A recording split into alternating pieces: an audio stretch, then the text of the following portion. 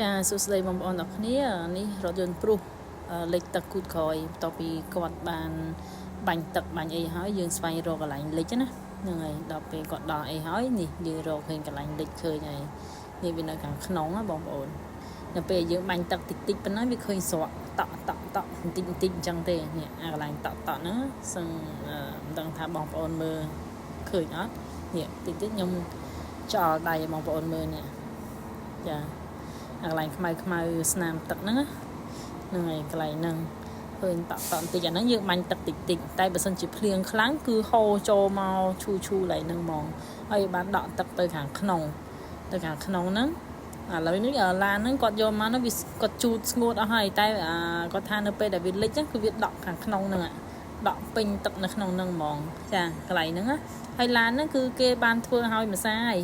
ប៉ុន្តែដោយសារតែធ្វើទៅវាអត់ស្អាតណាវាអត់ស្អាតវានៅលិចដដែល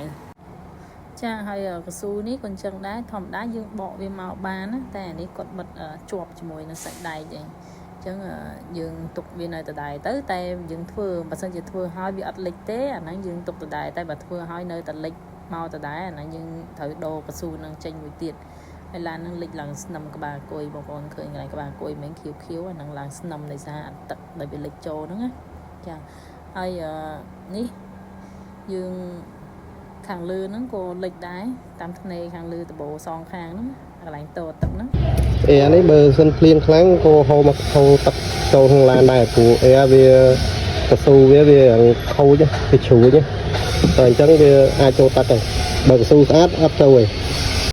ចានេះគឺសភាពឡានដែលយើងដោះចេញមកដំបូងគឺមានស្នាមកាវបិទភាសាហើយប៉ុន្តែដោយសារបិទទៅវាអត់បាត់វានៅតែលិចនៅជ្រាបចូលក្នុងឡានដដែលអញ្ចឹងយើងយកមកកន្លែងយើងខ្ញុំគឺយើងត្រូវតែឈូសកាវឡើងវិញចេញទាំងអស់ហើយជូតឲ្យស្អាតឲ្យស្អាតឡើងវិញបានយើងបិទ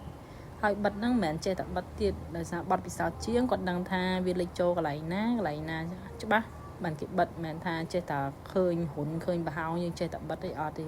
ព្រោះរុននៅខាងលើនោះ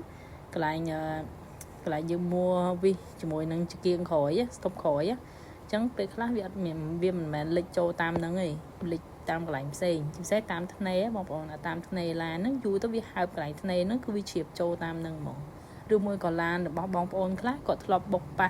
ខាងក្រោយហ្នឹងអីកពិតអីតិចចឹងទៅវាអាចហើបតាមថ្នេរស៊ីនហ្នឹងអញ្ចឹងយើងត្រូវតែបៀកកាវស៊ីនទៅវិញ